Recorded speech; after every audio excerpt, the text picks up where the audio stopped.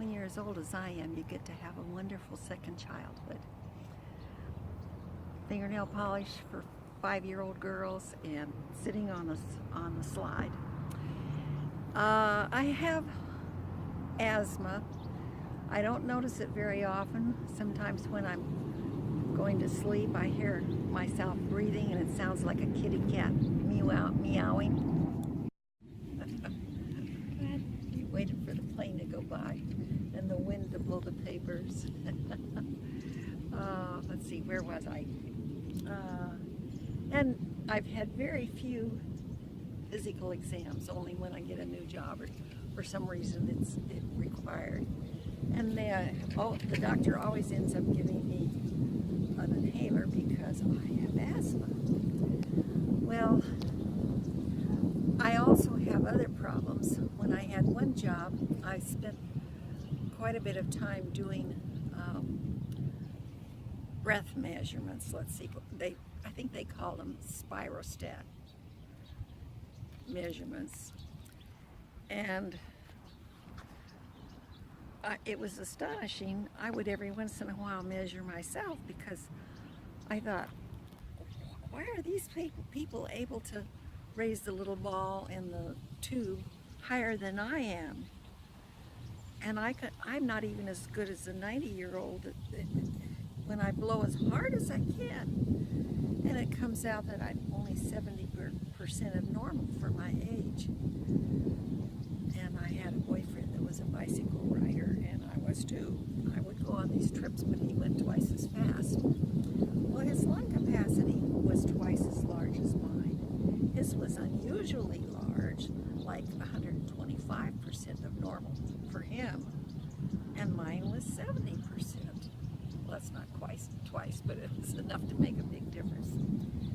So I did go on I went on a number of 100-mile bicycle rides, 100-mile down from Columbus to Portsmouth and then 100 miles back the next day. I would be one of the last ones coming in all the time, but I just kept going. And one time I measured my lung capacity before I went, thinking it's really going to be better when I come back.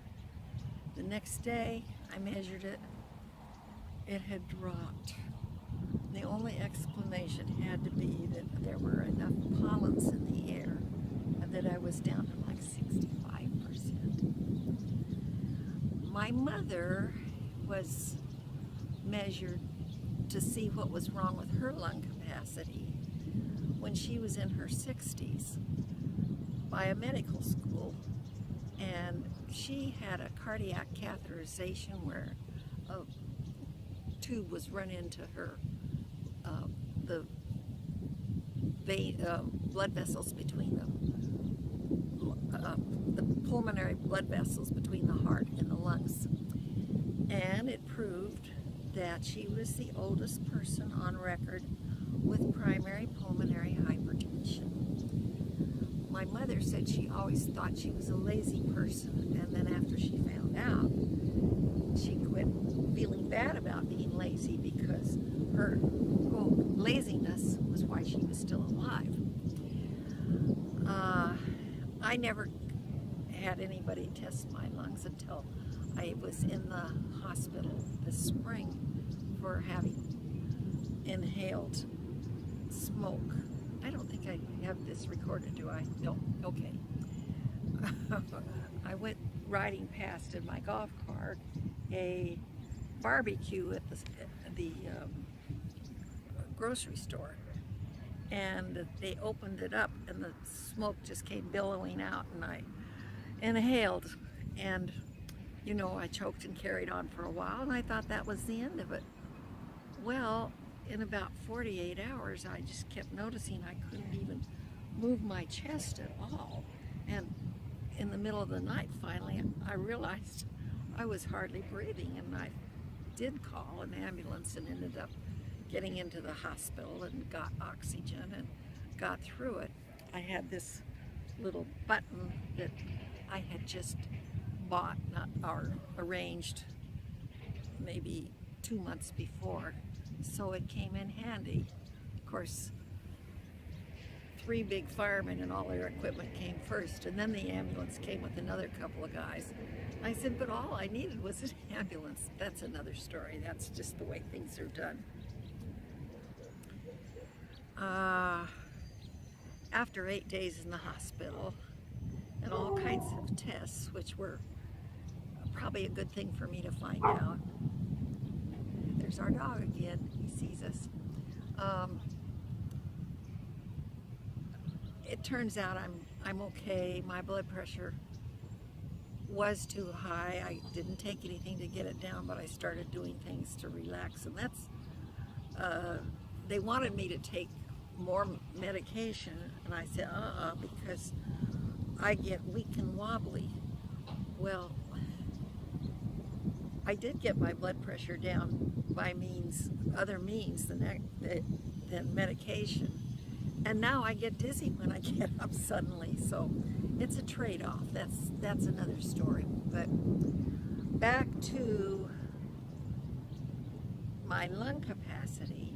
When I was in the hospital, a pulmonologist came to see me, and he said, your chest x-ray, or what was CAT scan, or whatever they had, I don't remember. I have that recorded in the rest of my medical stuff.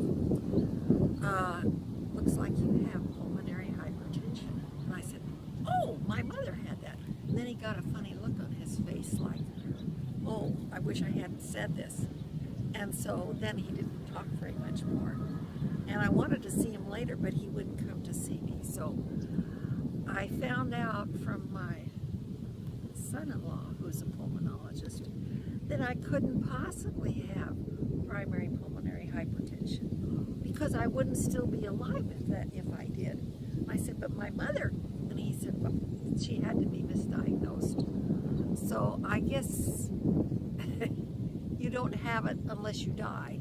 So, but nevertheless, I do have this lung capacity problem.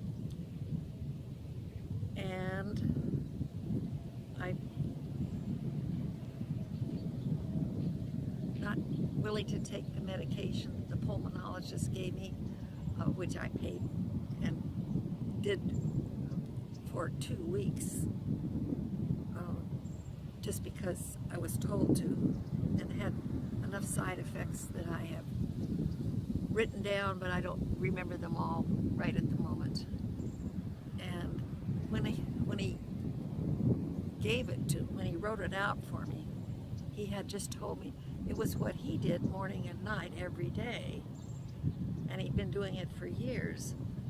And I thought, well, I haven't been doing it for years, and I'm still alive, so I think I'm just gonna forget it.